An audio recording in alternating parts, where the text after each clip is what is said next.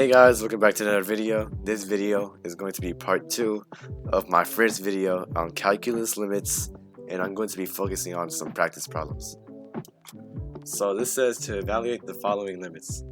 So we need to find the limit of x plus 4 as x gets closer to 4. So by using direct substitution, we can just say that this is equal to 4 plus 4, and that's equal to 8. So let's move on to the second one. This is asking us for the limit of x squared minus 4 as x approaches 2. So we can just plug in 2 using direct substitution, and we get that it is equal to 0. So now let's find the limit of 3x squared divided by x squared minus 5 as x approaches infinity. So this is basically like the same thing as an asymptote. Like imagine you have like some function 3x squared over x squared minus 5. As you can see, the function has like an asymptote as it reaches infinity. So by recognizing that, you can do the limit. So since it's like an asymptote and the degree is the same, you can say that as the function reaches infinity, the limit will be 3, because that's basically the same thing as 3 infinity squared divided by infinity squared. But since this is like the same thing, and that -5 is like negligible because you're dealing with like such big numbers, you're left with 3. Okay, so for this last one, let's try some direct substitution. So 1 minus 1 over 1 cubed minus 1. But however, this is just 0 over 0. But the limit still does exist here. But what would it be? Let's say that this part in here is equal to f of x. F of x is equal to x minus 1. X cubed minus 1, sorry. But this can be simplified by using difference of cubes down here. So as you can see here, that there's a cube right here and there's another cube right here. So we can say that f of x is equal to x minus 1 over x minus 1 multiplied by x squared plus x plus 1. So as you can see here, let's say that x cubed is equal to a cubed, and that -1 is equal to b cubed. So by substituting these into the formula, we get that x cubed minus 1 right here. So this can be simplified into this. So we have x minus 1, because that's just a. So a is equal to x, and b is equal to -1. So you have x minus 1 right here for this first part. Then we have x squared for the second part, minus plus ab. So since we're dealing with negative here, this has to be positive. And a times b is just 1 times -1 times -1, because we have to switch the sign. So it's just equal to x. And b squared is just -1 squared. So that's how you get this. But as you can see here, they both share a common factor. So this can be factored out. And now you have f of x is equal to 1 over x squared plus x plus 1. So now let's plug that back into the original limit as x approaches 1 of 1 over x squared plus x plus 1, right? So these are so this limit over here is basically the same thing as the limit over here. So let's check the limit by directly substituting. So we have 1 over 1, because 1 squared is equal to 1. X, well, when x equals to 1, it's just 1 as well. Plus 1 is just 1 again. So you get that the limit is equal to 1/3 for this bottom one. Okay, let's move on. So we have a radical equation that is on the denominator. So we have that f of x is equal to x over square root of x plus 1 minus 1. So we're trying to find the limit as x gets very close to 0, or as it approaches 0. So let's directly substitute. Square root of 1 minus 1, but that's just this. However, that's 0 over 0, which means that's undefined or indeterminate form. So we have to find out what the limit is. So the limit still does exist, but we need to find out how to reach it. So since we can manipulate f of x into like something a bit different, let's rationalize by using the conjugate. You basically use the difference of squares to find values. So let's start with the bottom. So we get that this is So this is equal to square root of x plus 1 plus 1. Always keep the part that is not being like undone, like factored out. Like, so here you see that x is like multiplied by this whole term right here, but for the bottom, or like where the part where like you're trying to like rationalize it, you do like multiply them together. So let's start. So square root of x plus 1 times square root of x plus 1 is just x plus 1. Okay. Then you subtract square root of x. But as you can see here, you add square root of x, so they both cancel out. But negative 1 times 1 is negative 1. That's equal to x square root of x plus 1 plus 1. And since they both share a common factor x, you get that the new f of x is equal to square root of x plus 1. Square root of x plus 1 plus 1. So that's equal to square root of x plus 1 plus 1.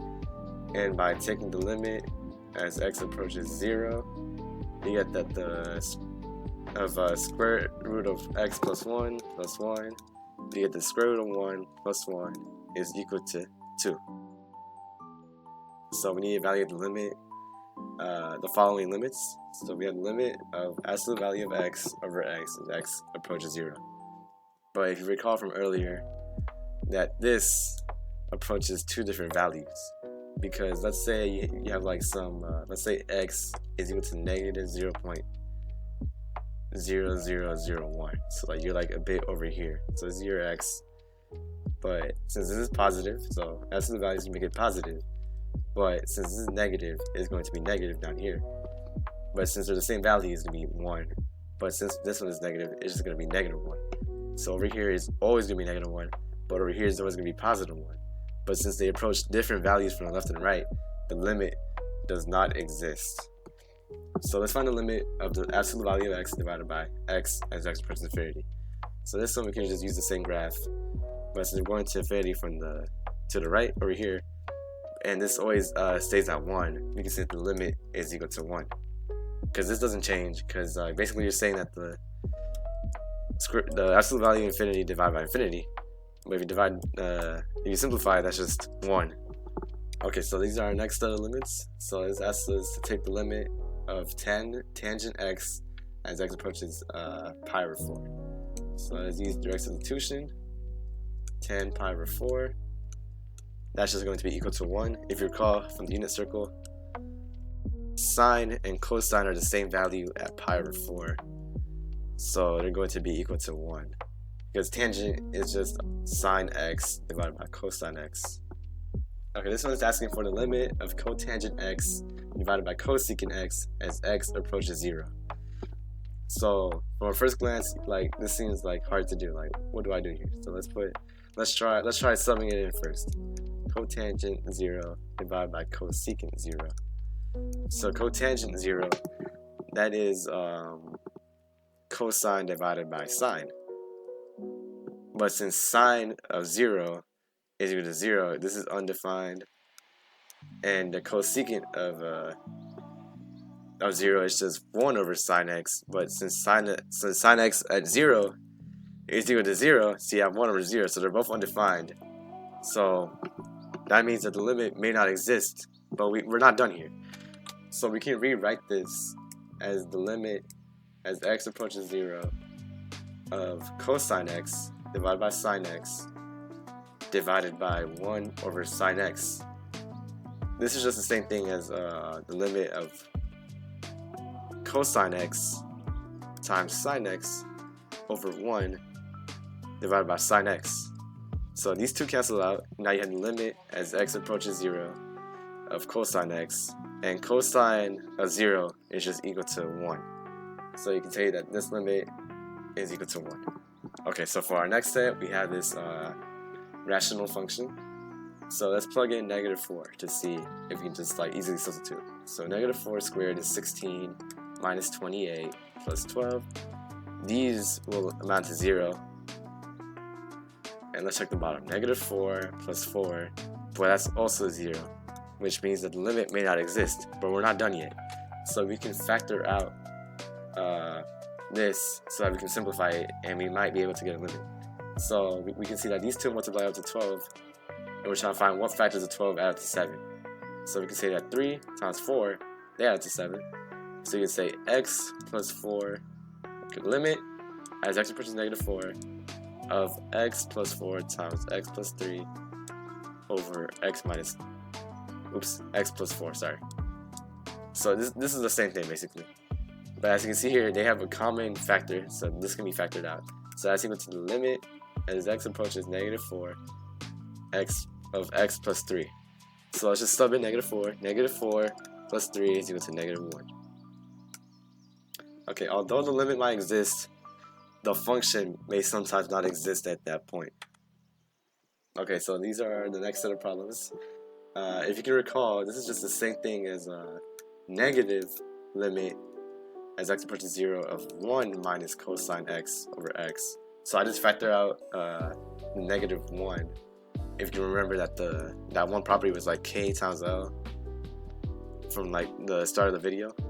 So when we take the limit, we get negative 1 times 0, because the limit of 1 minus cosine x over x is as x approaches 0 is equal to 0. So this final answer would be 0. And over here we have the limit of sine squared x over x squared as x approaches 0. This can be rewritten as the limit as x approaches 0 sine x over x squared, because this is just the same thing as multiplying limit as x approaches 0 of sine x times sine x. And if you remember from the properties from earlier, this is just the same thing as the limit as x approaches 0 sine x over x multiplied by the limit as x approaches 0 sine x over x. Or if you want to simplify it, you can say that it's just this squared. So the limit of sine x over x as x approaches 0 is equal to 1. And since you're squaring that, 1 squared is still equal to 1. Okay, so this is the 7th set of problems. So we have the limit of x minus 2 over x cubed minus 8 as x approaches 2. So let's find it. So let's plug in 2 for x. But as you can see here, it's 0 over 0. But we can still factor some things out, because we have the difference of cubes again. So we can say this is the same thing as the limit as x approaches 2 of x minus 2 over x minus 2. So this is basically x is equal to a and negative 2 is equal to b. A squared is x squared. We switch the sign, so it's positive 2x, because b is equal to 2 and x is equal to a. And then you take b squared, which is just negative 2 squared, which is just 4, right? And then you can cancel these terms out. So now you have the limit as x approaches 2 of 1 over x squared plus 2x plus 4. And when we plug in 2, we get 1 over 4 plus 4 plus 4. And that's equal to 1 over 12. Okay, so this asks us to do the squeeze theorem. So we have a limit of f of x as x approaches c when c is equal to 2. So we have f of x in the middle, and let's say this is h of x because it's less than f of x, and it's a g of x. So graphing these two graphs, we have 2, and that's like 10 up here. So g of x is up here, and h of x is down here, and f of x is in between. So let's evaluate the point f of 2, or h of 2, g of 2. So whenever these are equal to 2, you get 10 minus 2 minus 2, this is just 0, is less than or equal to f of x is less than or equal to 10 plus 2 minus 2 squared, and this is just 10 is less than or equal to f of x less than or equal to 10. But since these two are equal and f of x is in between, f of c, aka f of 2, has to be equal to 10 as well. Okay, so we're going to be solving these two limits. This limit is asking us for the limit of sine of x divided by 5x as x approaches 0. So let's plug in. Let's just plug in sine of 0 divided by 5 times 0. But that's just 0 over 0. But if you recall, you can use that one property that says that sine of x over x is equal to 1. But there's a 5 over here, but there's only a 1 over here. What you can do is factor out the 5. So now you have now you have 1 over 5 limit as x approaches 0 of sine of x over x, which is just equal to 1 over 5 times 1, or just 1 over 5. Okay, so for the second one, it's asking us for the limit of sine 5x divided by 7x as x approaches 0. So we had the same issue as last time. However, there's something inside of the sine x term. So let's substitute this in for u. If you have sine u over u, then that would be equal to 1. So u must be some like multiple of x, because if it's like x squared, then that doesn't work. So we can factor out the 1 over 7. Now we have limit sine 5x over just x. But if we were to divide by 5 again, if we were to divide by 5, we would get sine u over u. So let's put 5 over 7 limit x approaches 0 of sine 5x over 5x. The reason why we have to put a 5 out here, because these two cancel out. So if we want to multiply them together, they would cancel out. So let me make some room. So now we have the limit as x approaches 0 of sine 5x over 5x multiplied by 5 over 7. That is equal to 5 over 7 times 1. So our limit would be 5 over 7. So if these two are constants and x is only to the power of 1, then you can just shorten this by just dividing these two together. So this is asking us for the limit of x over x minus 4 as x gets really close to 4. So if we substitute values in, we get 4 over 4 minus 4, which is 4 over 0. But that's undefined because you can't divide by 0. So what would the limit be? So let's look at the function by using a graph.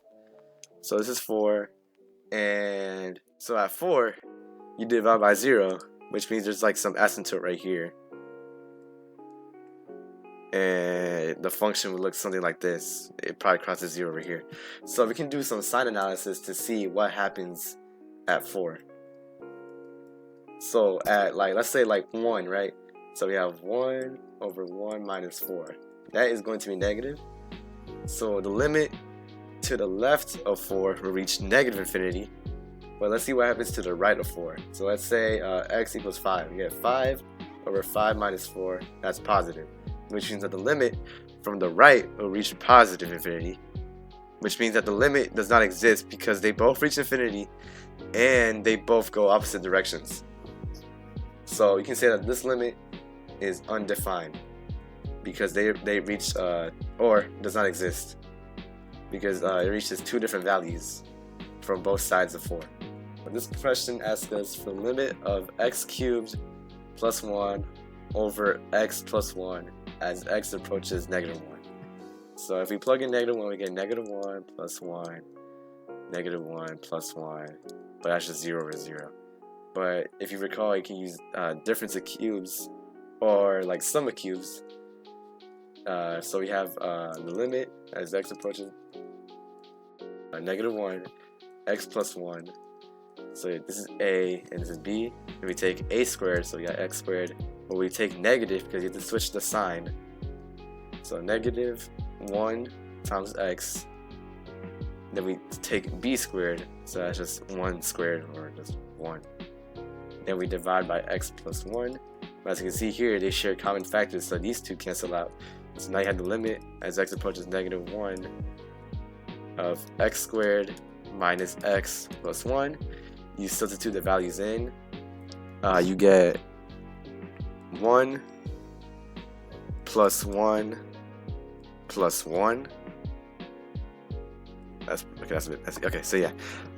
So you plug in negative 1. That's just negative 1 squared is equal to 1. Negative 1 times negative 1 is positive 1. And positive 1 is just positive 1. So you get 3 for this limit.